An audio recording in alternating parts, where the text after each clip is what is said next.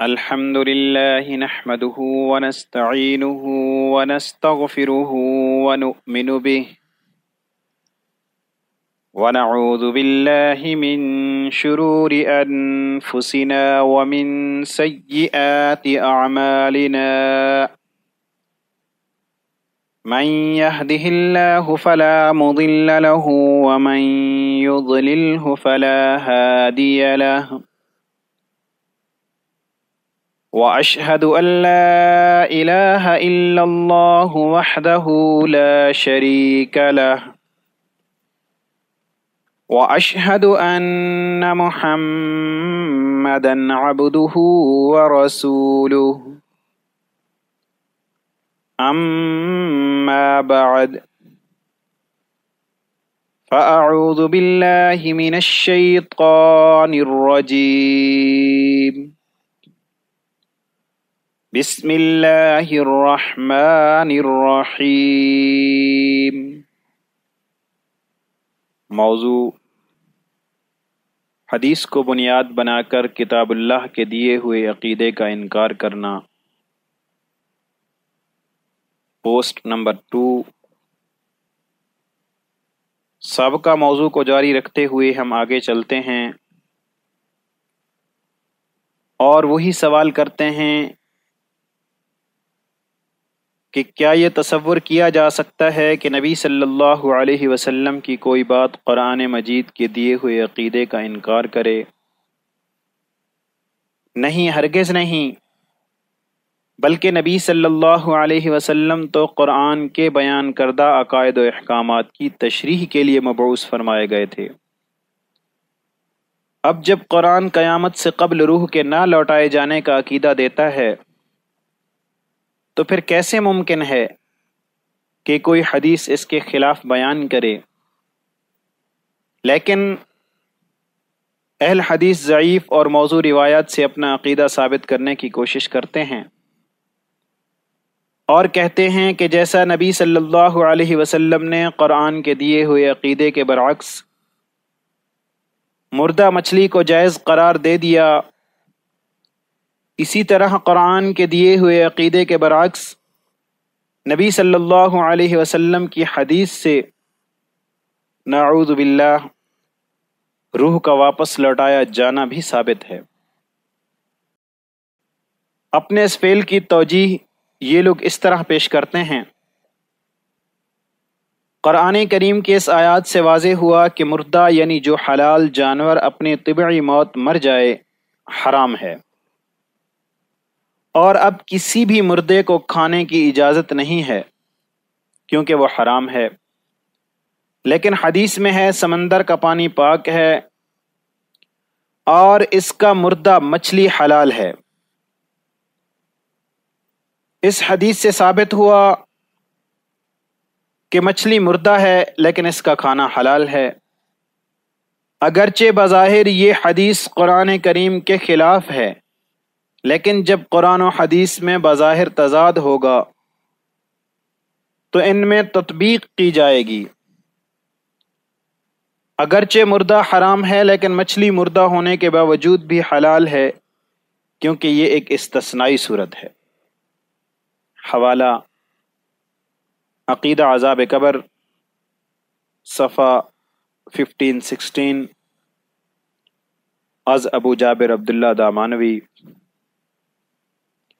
شاید کثرت سے لوگوں کو یہ بات معلوم نہیں ہوگی کہ ان مولوی حضرات کو منطق پڑھائی جاتی ہے جس کا مقصد یہ ہوتا ہے کہ جب اپنی کوئی بات قرآن و حدیث سے ثابت نہ ہو رہی ہو تو اس کو اس طرح الجھا کر پیش کیا جائے کہ دوسرے لوگ جن کے پاس قرآن و حدیث کا اتنا علم نہ ہو ان مولویوں کی باتوں میں الجھ کر رہ جائیں۔ یہی انداز یہاں بھی اپنایا گیا ہے۔ جو آیات انہوں نے پیش کی ہے اس میں خشکی یعنی زمین کے جانوروں کا ذکر ہے کہ اگر ان میں سے کوئی اپنی طبعی موت مر جائے، یعنی تم نے اسے شکار کر کے ذبح نہ کیا ہو تو یہ حرام ہے، تم اسے نہ کھانا۔ لیکن مولوی صاحب کا کارنامہ دیکھیں، خشکی کے جانوروں کے لیے بیان کردہ قانون کو پانی کی مخلوق سے ٹکرا دیا۔ پانی کے جانوروں کے لیے اللہ تعالی فرماتا ہے اعوذ باللہ من الشیطان الرجیم احل لکم صید البحر وطعامہ، سورۃ المائدہ آیت نمبر 96۔ حلال کر دیا ہے تمہارے لیے سمندر کا شکار اور اس کا کھانا، یعنی اس آیت میں سمندر سے شکار کیے جانے والے اور اس سے حاصل ہونے والے کھانے کے رزق کے حلال ہونے کا ذکر ہے۔ شکار تو وہ ہے جو انسان کسی نہ کسی انداز میں خود پکڑتا ہے، لیکن طعامہ سے کیا مراد ہے؟ طعامہ سے مراد وہ رزق ہے جو سمندر خود باہر پھینک دیتا ہے، یعنی مردہ۔ حدیث میں ہے کہ ایک سفر میں صحابہ رضی اللہ تعالی عنہم نے مردہ حالت میں پائی جانے والی ایک بڑی مچھلی کھائی اور اس کا گوشت نبی صلی اللہ علیہ وسلم کے لیے بھی لے کر آئے۔ اسی طرح اگر مچھلی کے شکار کے لیے جال یا کانٹا وغیرہ لگایا جاتا ہے تو اس سے شکار ہونے والی کافی مچھلیاں بھی مردہ حالت میں پانی سے نکالی جاتی ہیں۔ خشکی کے شکار کے لیے اللہ تعالیٰ فرماتا ہے اعوذ باللہ من الشیطان الرجیم یسألونک ماذا احل لهم قل احل لکم الطیبات وما علمتم من الجوارح مکلبین تعلمونہن مما علمکم اللہ فَكُلُوا مِمَّا أَمْسَكْنَ عَلَيْكُمْ وَاذْكُرُوا اسْمَ اللَّهِ عَلَيْهِ وَاتَّقُوا اللَّهَ إِنَّ اللَّهَ سَرِيعُ الْحِسَابِ، سورۃ المائدہ آیت نمبر 4۔ کہو کہ تم پر حلال کر دی گئی ہیں پاک چیزیں، اور جو سدھار رکھے ہیں تم نے شکاری جانور شکار پر دوڑانے کے لیے، کہ سکھاتے ہو ان کو وہ طریقہ جو سکھایا ہے تم کو اللہ نے، سو کھاؤ اس میں سے جو پکڑ کر لائیں تمہارے لیے، اور اس پر اللہ کا نام لو اور اللہ سے ڈرتے رہو۔ قرآن مجید نے خشکی کے شکار پر اللہ کا نام لینے کا حکم فرمایا، اور احادیث نبوی صلی اللہ علیہ وسلم سے اس کی مکمل تشریح ملتی ہے کہ یہ شکار اسی وقت حلال ہوگا کہ جب ان کو اللہ کا نام لے کر ذبح کیا جائے۔ اس کے برعکس سمندری شکار کے لیے قرآن میں اس قسم کا کوئی حکم نہیں دیا گیا، بلکہ اسے حلال بیان کیا اور حدیث سے اس کی تشریح مل گئی کہ اس کا مردار بھی حلال ہے۔ حدیث تو قرآن مجید کے احکامات کی تشریح و توضیح کرتی ہے، نہ کہ اس کا انکار۔ یہ عقیدہ رکھنا کہ احادیث قرآن کے احکامات کے انکار میں کوئی عقیدہ دے سکتی ہے اور وہ استثنائی معاملہ ہے، من گھڑت اور اپنے باطل عقیدے کا دفاع ہے۔ ان کا جھوٹ سامنے آ چکا ہے۔ قرآن اور حدیث دونوں ہی پانی کے مردار کو جائز قرار دیتے ہیں، لیکن اپنے باطل عقیدے روح لوٹا دی جاتی ہے کو ثابت کرنے کے لیے لوگوں کو دھوکہ دیا کہ حدیث قرآن کے انکار میں بھی بیان کر سکتی ہے۔ چنانچہ قرآن روح لوٹانے کے عقیدے سے منع کرتا ہے، لیکن حدیث اسے ثابت کرتی ہے۔ استغفر اللہ من ذالک۔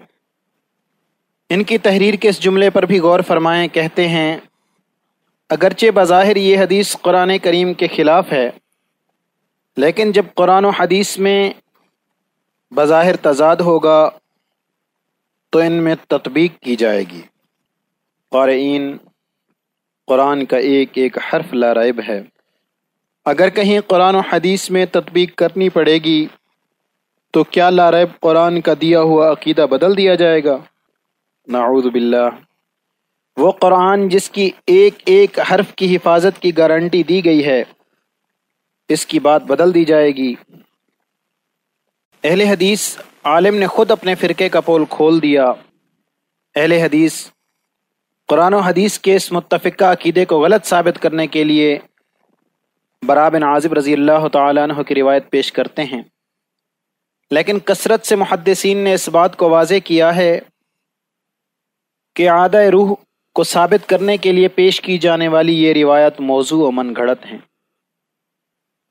اس کی مکمل تفصیل طلب کرنے پر دی جا سکتی ہے، لیکن اہل حدیثوں کی طرف سے اس کی شدید مخالفت کی گئی اور انہیں صحیح ثابت کرنے کے لیے پورا زور لگا دیا گیا۔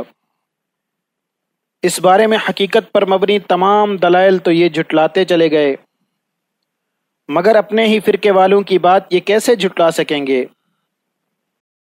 ملاحظہ فرمائیے ان کے اپنے فرقے کے مفتی صاحب کی تحریر، قبر میں روح کا جسم میں لوٹایا جانا، اس کا تعلق جسم سے قائم کر دینا صحیح حدیث سے قطعاً ثابت نہیں ہے۔ ویسے بھی روح جسم میں موجود ہو پھر بھی وہ مردہ کہلائے، یہ لوگوں کی عقل کے مردہ ہونے کا ثبوت ہے۔ اس مردہ عقل پر جس قدر ماتم کریں کم ہے۔ پہلا زینہ، صفحہ 48، از خلیل الرحمن جاوید اہل حدیث۔ لہٰذا مرنے کے بعد قیامت تک روح واپس اس جسم میں نہیں ڈالی جاتی اور نہ ہی تعلق قائم کیا جاتا ہے، اور جو لوگ اعادہ روح کا عقیدہ رکھتے ہیں وہ سخت غلطی پر ہیں۔ ان کے پاس اس کی کوئی دلیل نہیں ہے سوائے چند ضعیف یا موضوع روایات کے۔ پہلا زینہ، صفحہ نمبر 71۔ اہل حدیث عالم قاری خلیل الرحمن صاحب کا اس بارے میں ایک انٹرویو یوٹیوب پر بھی موجود ہے۔ اہل حدیثوں نے سارا زور اسی بات پر لگایا ہوا تھا کہ ہمارے فرقے کے بانی میاں نذیر سمیت سارے فرقے والوں کا یہ عقیدہ احادیث صحیحہ سے ثابت ہے، لیکن اب تو خود انہی کے ایک اہل حدیث علامہ نے اعتراف کر لیا ہے کہ اعادہ روح کا عقیدہ کسی صحیح حدیث سے ثابت نہیں، اور انہی کے شیخ الحدیث و رئیس عبد الرحمن شاہین نے اس کتاب کا مقدمہ لکھ کر ان باتوں کی تصدیق بھی فرما دی۔ چنانچہ اب یہ کہے بغیر چارہ نہیں رہا کہ دل کے پھپھولے جل اٹھے سینے کے داغ سے، اس گھر کو آگ لگ گئی گھر کے چراغ سے۔ ان لوگوں کو چاہیے کہ ان دونوں افراد کو فوراً اپنے فرقے سے نکال دیں، اس لیے کہ انہوں نے تو ساری قد و کاوش کا پول ہی کھول کر رکھ دیا ہے جو آج تک اہل حدیث اپنے اس باطل عقیدے کو احادیث صحیحہ سے ثابت کرنے کے لیے کرتے رہے ہیں۔ اسی قبیل کا ایک اور گروہ اعادہ روح کے بارے میں لوگوں کو اس طرح گمراہ کرتا ہے، جو خالق کائنات سورہ حدید میں فرماتا ہے کہ لوہا آسمان سے نازل کیا گیا ہے اور پھر اسے زمین کی تہ سے نکلوا دے تو اس کے لیے کیا بعید ہے کہ وہ قبر میں روح لوٹا کر مردے کو زندہ کر دے۔ حوالہ عرضی قبر یا فرضی قبر جماعت المسلمین۔ گویا اس بات کا تو انہوں نے اعتراف کر ہی لیا کہ قرآن و حدیث مرنے کے بعد قبر میں روح لوٹائے جانے کا کوئی عقیدہ فراہم نہیں کرتے، اس لیے بات اب انہوں نے اللہ کی قدرت کی ان کی خدمت میں عرض ہے کہ یہاں بات اللہ کے لیے بعید اور قریب کی نہیں ہو رہی، بلکہ بات ہو رہی ہے اللہ تعالیٰ کی طرف سے وضع کردہ اصول و قوانین کی، جس کے لیے قرآن و حدیث کی محکم و واضح دلیل سے کام چلے گا، منطق یا اللہ کے لیے ممکن اور ناممکن سے نہیں۔ ایمان تو اس چیز پر لانا ہے جو اللہ تعالیٰ نے نازل فرمایا ہے، یہ نہیں کہ محض اکابرین کے اقوال پر اپنا عقیدہ بنا لیا، پھر وہ کتاب اللہ سے ثابت نہ ہو سکے تو کہہ دیا جائے کہ ان اللہ علی کل شیء قدیر۔ اگر ایمان کی یہی بنیاد ہے تو پھر قادیانی کو کیوں کافر کہا جاتا ہے؟ کیا اللہ تعالیٰ کے لیے ممکن نہیں کہ وہ غلام احمد کو نبی بنا دے؟ لیکن قادیانی کافر ہیں، اس لیے کہ اللہ تعالیٰ نے فرما دیا کہ محمد صلی اللہ علیہ وسلم کے بعد اب کوئی نبی نہیں آنے والا۔ اب جو کوئی نبوت کا دعویٰ کرے وہ بھی کافر، اور جو اس کو نبی مانے وہ بھی کافر۔ اس میں اللہ تعالیٰ کے لیے بعید اور قریب کی کوئی اہمیت نہیں، روح کے لیے مالک کائنات کا فیصلہ واضح ہے کہ موت کے بعد یہ قیامت سے قبل نہیں لوٹائی جائے گی۔ اب جو یہ عقیدہ رکھے کہ روح اس قبر میں لوٹا دی جاتی ہے تو وہ کون ہوگا، خود ہی فیصلہ کر لیں۔ جب کوئی اللہ کی کتاب کو ماننے کا دعویٰ بھی کرے اور ساتھ ہی اپنے فرقے کے بڑوں کی تحریروں پر بھی ایمان لائے تو اس کا کیا حال ہوتا ہے، ملاحظہ فرمائیں۔ جاری ہے انشاءاللہ اگلی پوسٹ میں۔